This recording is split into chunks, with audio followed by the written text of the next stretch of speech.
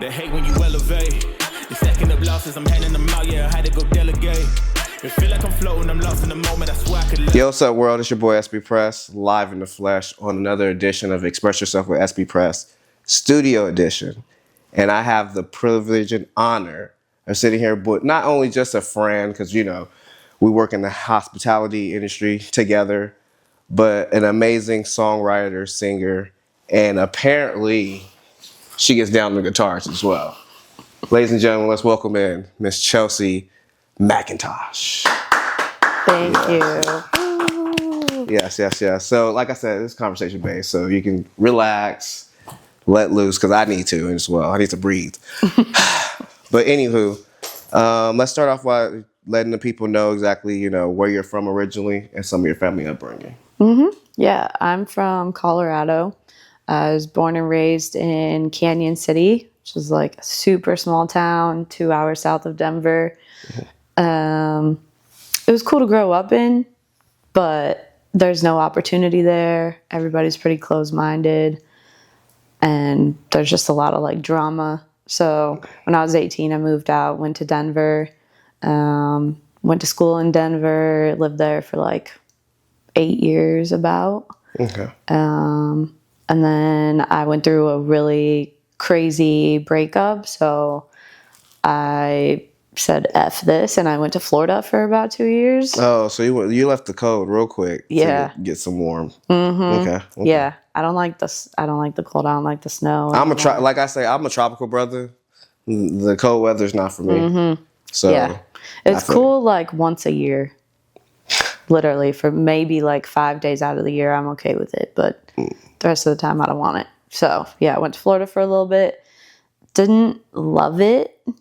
Didn't really like the people. The town I was in was just too small. It was like was it hard to mix and mingle with people there? Yeah. Even though you're the new kid in town, pretty much. Yeah, and I'm like pretty personable. I'm pretty outgoing, I would say. So the fact that it was hard for me to make friends just felt like, to me, that was like the universe's way of being like, no, this isn't your place. Right. It served its purpose, but it's time to move on. Okay. So I didn't stay there long. Went back to Colorado for a little bit.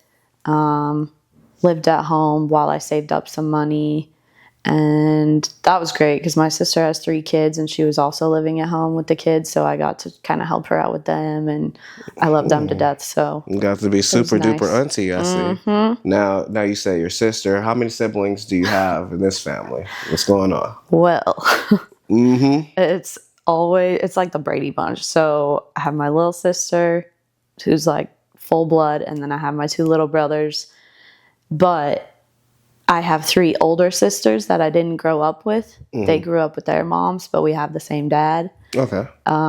So technically I'm like the middle child, but I grew up as the oldest. Okay. Now, do you feel like, even though you're the middle / oldest, do you or do your siblings have more of an overprotective feel over each other? So would you say your bond over them is stronger or theirs over you is? I think mine over them is stronger. Okay. Because I was like the little mama bear growing up. Yeah. I've fought for them, literally, physically. Okay. And yeah, I'm a fighter, so I know way well too well. Yup, same. Got in trouble a couple times at school for that.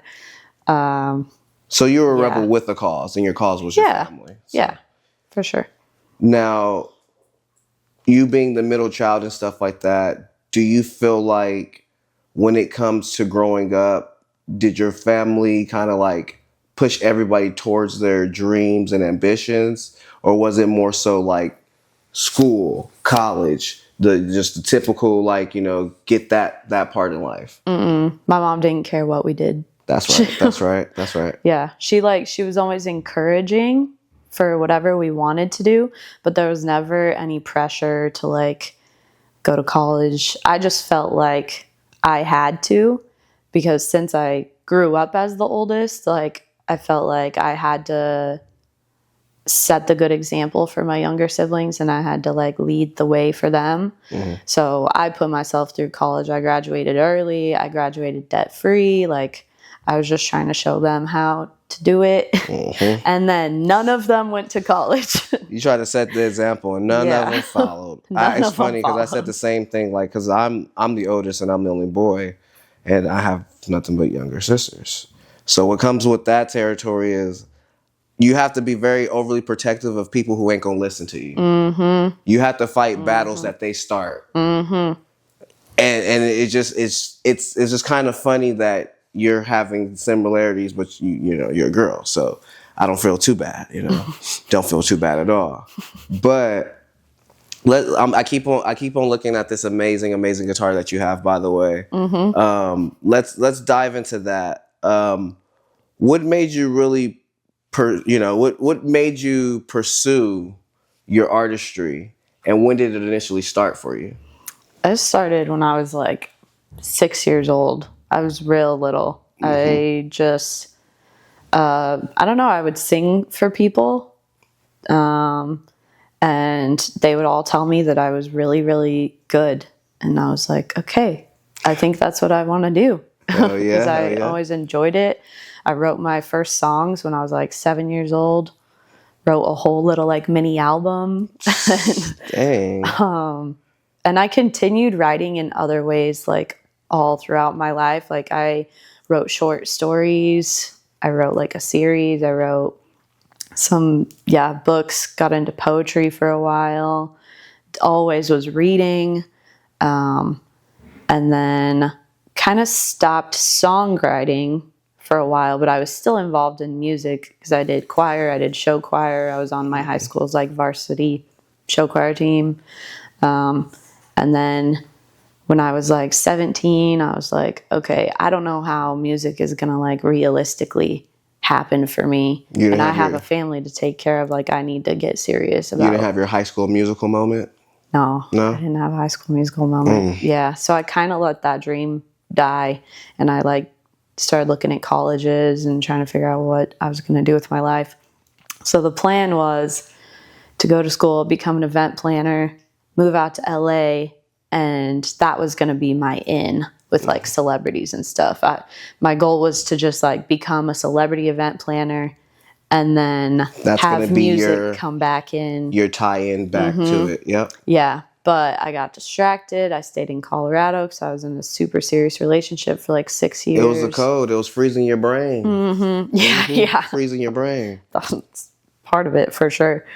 So I kind of let that dream die for a while. And then when me and that ex split and I moved to Florida, I went to a music retreat in Orlando, and it completely changed my life. Because I met like the most creative underground artists. There was 30 of us.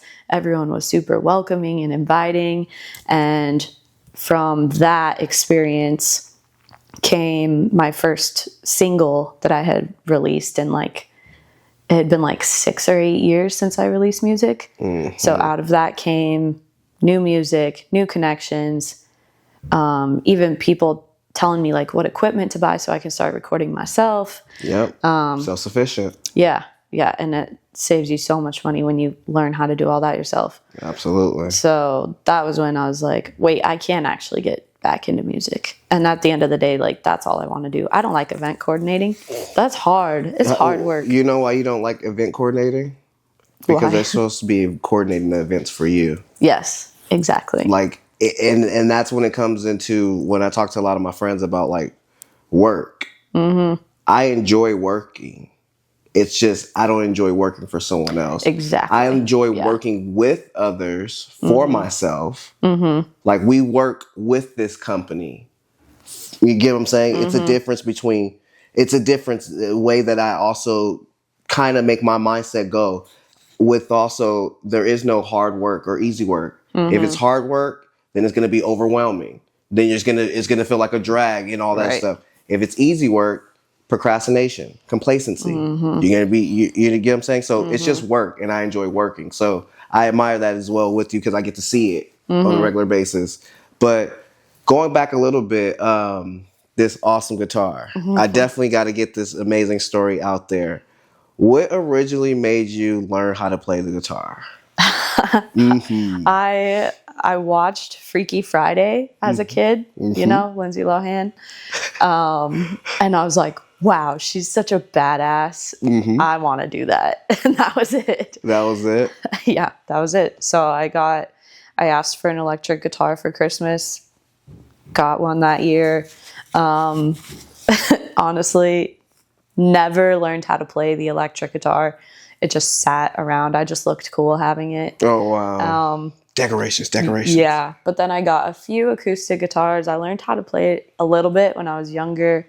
There's a video of me on YouTube. I do know that. Like, you were, I believe, what, 12? 16. Or 16? Yeah. Was that the Avril Lavigne? No, it was a Demi Lovato. Oh, Demi song. Lovato. Okay. Skyscraper. Skyscraper. Yep. Absolutely. Yep. Now, there's a funny story that goes with that too, right? It's the only song I learned how to play. Right. I can't play this right now for you. Exactly. Also, I got nails on. Exactly. So it's just like all that hard work at that time. Yeah. And if I somebody should've had a stuck gun to your with head it. right now, like, nah, boom, take me out. Can't do it. I could maybe remember one other super, super simple song. It's called Perfect 2 by Auburn. Really old song. I could maybe that would come back to me because it's literally only 2 strings that you use. But Nah. yeah, I just didn't stick with it. I don't know. Now, who are your musical influences inside the home, family-wise, and outside the home, as far as who you watch on TV, who you listen to on the radio, who really like inspired you and your sound? None of my family. Well, my brothers. So you know they're gonna watch this, so you might want to think carefully about that answer. I like to say that I inspired them to become musicians because after I started releasing music and stuff, both my brothers are instrumentalists now. Like they both play guitar, and Jeff plays the drums also. What's up? So I like to say I inspired them into that, but they'll tell you otherwise. Oh, okay. I don't know why. That's that sibling rivalry. Yeah, I guess. I don't know why they don't claim me, but it's fine. It'd be like that sometimes, you know? Yeah. And then, I mean, as far as growing up, I think I love like punk rock, pop, alt rock music. I think that came from my mom because she would only play like Three Doors Down and Nickelback. So a lot of that influence, I think, came from her. But then growing up, I loved Hilary Duff, Kelly Clarkson. I liked Lindsay Lohan's album after Freaky Friday. I'm sure. Who else? Avril Lavigne, of course. I even did the pink. I was more blonde growing up, and I did pink highlights like her. Oh, Yeah. I saw a video. Yep. That's what I keep on trying to get you to talk about. So people don't think he's like, what is he talking about? What is he talking about? Can you please talk about that? Please talk about this video. Talk about the story behind it because it's really, really funny. In my personal Is it the Auburn video? of me playing guitar in my room? Absolutely. Yep. Please. How old were you in that one? I was probably 14 in that video. Around the age that I was basically saying. Yeah. Yeah, because like I said, I do my homework. Yeah, as you should. And it's all out there for the public. It's on my YouTube. Yeah. Like anybody can watch it. Yes, but please tell the story of how that came about. I don't know. I was just trying to get a good YouTube channel going. You went full on in. Yeah, and loved punky emo kid look. Even had like the across bangs for a while. Loved me a skater boy, you know, who had the skinny jeans and the hair across, like the Justin Bieber look. Loved boys like that. Yeah, so I don't know. Me and Megan, actually, my roommate that I now live with, we've known each other 20 years. She's like my longest friend. Shout out. We definitely did see her. She gave us a little head nod while she was on the phone. Acknowledgement, but I'm busy. Yeah, she'll be back in here, I'm sure. Definitely. I think I dyed my hair with her. I think we went to go get the splat boxed dye. Wow. Yup, did the highlights. And the first time I did pink highlights, they didn't stay in my hair. So I was like, okay, so we need to leave this one in for like 2 hours and then they'll stay. Oh, they stayed. They stayed for 2 years. I could not get the pink out of my hair. Well, I guess it was meant to be. Yeah, I had to embrace it.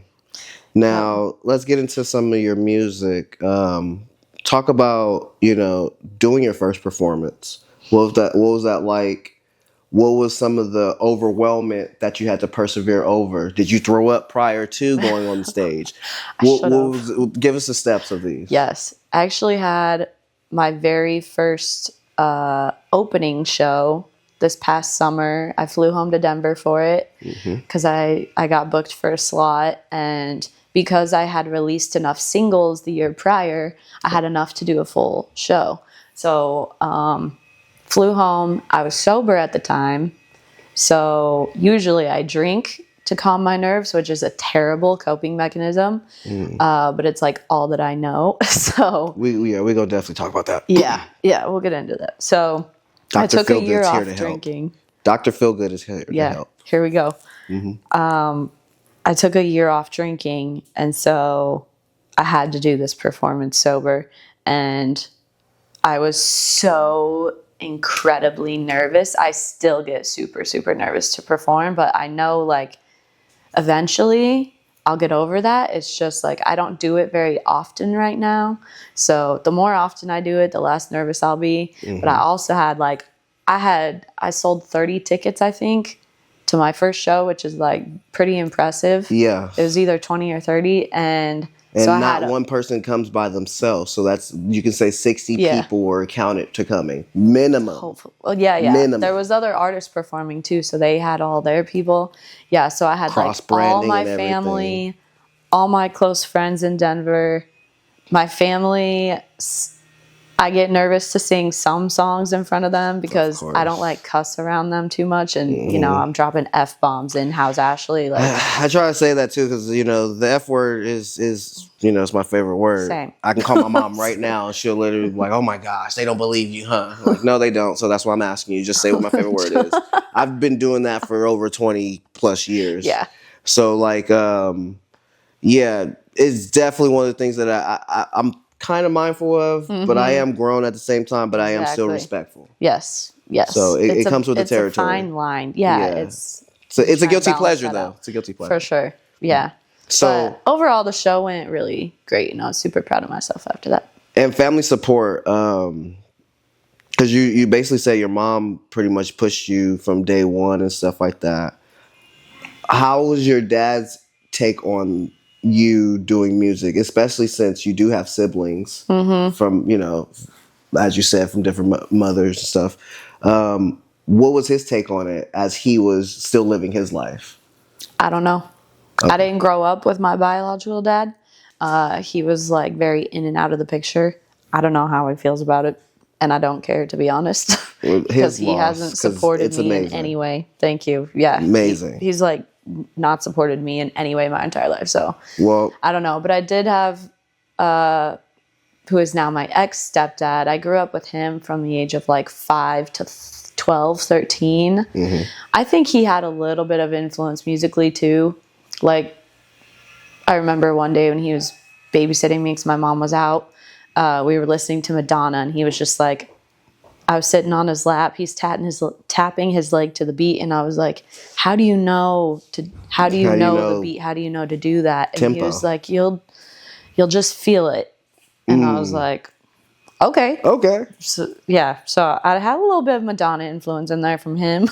It was also like the 90s, so you can't not.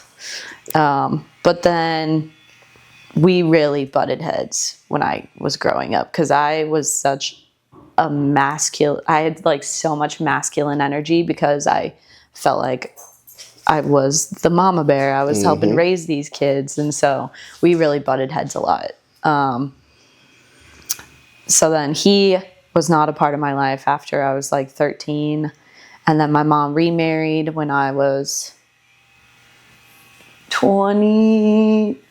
I don't know, maybe 22 or 23. And so now my current stepdad, they've been together for like 8 years. He has already stepped up and been like so much more impactful in the last 8 years than my biological dad my whole life. So he was at my first show, and he sent me, I have a TikTok about this that has like 40,000 views, and it said, like a text my stepdad sent me after my first show that like altered my brain chemistry. And it was just like a paragraph of him saying like, You posted it on how Instagram. Proud. Maybe, yeah. I might post it on Instagram too. I don't know. I don't know what I'd be posting. But yeah, it was just that paragraph was just like so meaningful to me.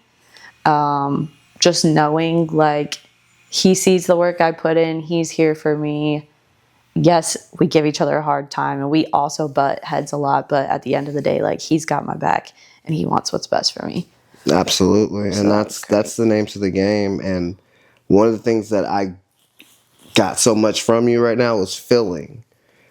And fillings comes with filling in the blanks with the music. How much would you say of your personal life is really integrated into your music? Or how much of it is just feelings that come throughout just experiences? I mean, I try to do something that impacts my music career every day, whether it's like posting a TikTok, going live, sharing my Spotify QR code at restaurants, and I put them on all the mirrors and stuff in the bathroom. So like, I mean, I'm taking this seriously. This is like, I have to live, breathe, eat my music. I have to be my number one fan if I actually like want to make it big. So my life is very much revolving around music. And that's why I moved to LA. I've only been here a year. And I just like, you can't make it in Colorado with music. So I was like, I got to get to LA. I know it's about the connections I'm going to meet. That's really all it's going to take. Like, I mean, unless you would have ran into like prime time in Colorado. Yeah. But yeah, that's about it. I mean, it wasn't impossible, but like the networking out here is just so much better. Crazy, significantly. Now, being that you come into the industry and everything like that from a different place, what were some of the things that were expected coming here and that you knew to kind of go with? But what were also some of the things that you did not expect that you had to learn from? I expected there to be a lot of competition. I knew everyone out here is like trying to make it. Everybody's good. Everybody's talented. And I expected that to discourage me. But it has not. Honestly, I think it just kind of motivates me a little more, especially, no offense to some artists out there, but some of them like aren't great. And talk your shit. Nobody has told them that. And talk your shit. Talk facts. I mean, I see some artists and I'm like, they're making it? What? Like Ice Spice? What? How did she perform at Coachella? How did she headline Coachella? Well, the moment came and went, as you can see. Yes, obviously. So, like, if people like that lack can of make substance, that's the problem. Yeah. Completely agree. So, that's motivating in itself because I'm like, I'm actually, like, a really great songwriter. I can write a song in 20 minutes if I'm, like, feeling super emotional. I'm a good singer as well. Like, I'm knowledgeable. And so, yeah, it has not intimidated me. No, which was unexpected. Now, for some of the people who may not know, as far as getting into the game early, what's a good tip that you would tell somebody, or what was a good tip that you would tell a younger you? One, you have to be consistent. Like, you have to put that first every day. Consistency will beat everything else. 2, don't get mad at yourself for not being where you are, where you imagined you'd be. Like at my age, I thought like I was going to be married with a few kids, and I thought I was going to like already live in the hills. And You don't want that. You don't want no, that. I don't. I had a warning evacuation, and the tree had fell over. Yep. It took the city 2.5 days to cut that. Yeah. If we would have got the full evacuation, myself along with the rest of the neighbors in the neighborhood would have been walking down the hill with all we could carry. Yes. So yeah, it's not. It's also like the And also, the worst. hills does not have eyes. My car went through. Somebody stole my backpack and everything. Now, the worst part about it is neighborhood watch wasn't watching. Yeah, of course not. He says I saw 3 people. So, and then you just 2, 3 in the morning, and you just think like, oh, okay, well, let me just wait and to see if they're gonna get in the car, go in the house. Yeah. 5 minutes to see your presence would have made them leave or do something. So it is what it is. It ain't what it ain't. Yeah. Yeah. But it was the idea of it, you know, like I want the mansion. I want all that stuff. And when I was like a little, probably like mid-20s, I literally just went into like a depression for a long time because I was like, I'm working a corporate job. I'm so unhappy. I haven't accomplished nearly anything I want to. And this is my life. This is what my future is going to look like. And it just made me so depressed. So yeah, you just can't like be so upset with yourself that you're not where you want to be, because your journey like is your own journey. Everybody's is different. All you can do is your best, and that's it. Now, we're definitely going to talk about the latest, greatest single, but I got to talk about one of my favorites, which is the reason why I wore this color. Red light. Okay. Can you talk about the making of that and how it came to be this awesome freaking song? Because I really like it. Yes. Red light. I never, ever thought I was going to release it because I wrote it in maybe 2015.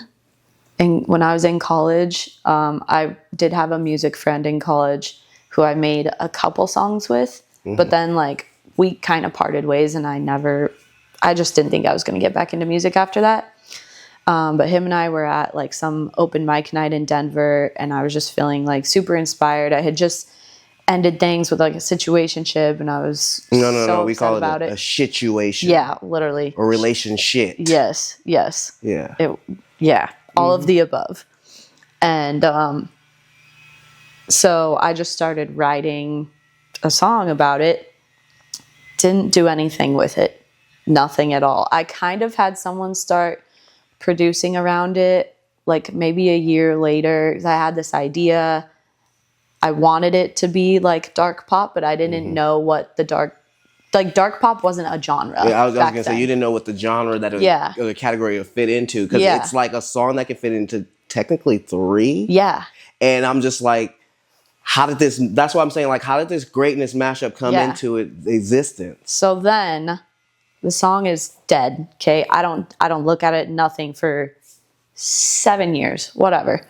I go to the music retreat in Orlando. I meet a producer, Stafford Beats. Shout out. Yeah. He threw the retreat. So like I have him to thank for literally changing my life. And he hears that after every retreat. He has artists that say that. So I go to the retreat. He does a different song for me and a couple other girls. And I was like, wait, like what I'm hearing is exactly what I imagined Red Light being on. I need to work with him. So after the retreat, I hit him up, told him my idea, sent him the lyrics, said I wanted it to be like the thing I heard at the last retreat. And then he sent the beat back to me, and I was like, this is it. So I had to do a little bit of rewriting, obviously, because the lyrics weren't going to match the song perfectly. And I didn't want to rewrite it because I wanted the original thing. But like, you just got to do what you got to do. Right. So I rewrote a little bit of it. I still honestly think the chorus needs more to it. I got really stuck up on the chorus, and I don't love it. But it is what it is. And I finally released it. Funny enough, that same year that I released the song, I reconnected with that ex that I wrote it about. And this you jumped whole back into that time- situation? But this whole time I You never went through got some any- more relationship? Listen, this whole time I like had been so hung up on this guy for years. I had a whole ass other relationship in the meantime. But I was like, he was always in the back of my mind. Was he a skater boy? Yes. I guess that was a see you later boy. Yes, that was the see you later boy. And we hung out, and he was a completely different person than he was back when I met him. And it was great to see because he really needed to grow up and do a lot of like healing and stuff. But I realized when we were hanging out, like there's a reason why it didn't work out. Even hanging out again, I realized it still would not work out. And I got complete closure with that. And I was like, okay, actually, like, I can let him go. We're not meant to be. It's okay. We're both like doing good now. We're friends now. And I got to release, I like to say, like, I got to release him and the song in the same year. And it was just like, incredible song with an incredible story, and that's the reason why it's one of my favorites, because I also have something to give to you that also been telling a lot of people. Things in life should not be forced, like a fart. If you have to force it, then usually it's some shit. Yes. So stay away from the relationships. Yes. And the situations. Yeah. You know, because that's a lot of mess that you definitely don't have time to clean. Yeah. And it takes you off your true course and your purpose. Yeah. And, you know, what's for you is for you. And again, if you have to force it. Yeah. That was like also one of the biggest lessons I learned, not just from that ex, but my ex that I was with for almost 6 years. That was like the biggest thing I learned from that was you can't control anything at all. Literally just yourself and your actions. And for so long, like I was trying to control him. I was trying to control our relationship. I was trying to control our future. And it just pushed him away. Yeah. And eventually, like, he cheated and that was it. Like, I was even trying to control him not cheating. Like, thought if I managed his schedule, he wouldn't have time to cheat. No, he's cheating at work. It's a cat and mouse game. And then you're actually, the harder and more grip you hold onto something, the easier it actually slips out of your hands. Yeah. It's like, try to hold on to water. Yeah. You can't. Yeah, exactly. Exactly. So my final question before we get into your project, the up and coming project and everything, would you say the greatest music that you've made came from either your ex situations or your next situations? Was it your exes, like not even a new beginning into a new thing, a new fresh air that didn't inspire your music more than the ex air? Exes. Okay. I don't know why. I think it's just the anger. That's where I put it. Okay. Yeah. Okay. And so when I'm upset with something or someone, I can write a song expressing that in like 15 minutes. So, with that being said, because I personally know you, but we ain't gonna get into no personal like that. But all I will say is this, and allude to basically this. With this new project, would you say it has a lot of that in it? Yeah, it's gonna have some of that in there. When can we look forward to it? What's the title of it? Give them the works. It's gonna be my first EP. Yes. That's exactly why I'm asking. Yes. I do my homework. Yes. Gonna be my first EP. It is going to be an alt rock, punk pop vibe. I have a few songs coming together for it. They're definitely along, like if you listen to How's Ashley and False Reality, like definitely on that same theme, I would say.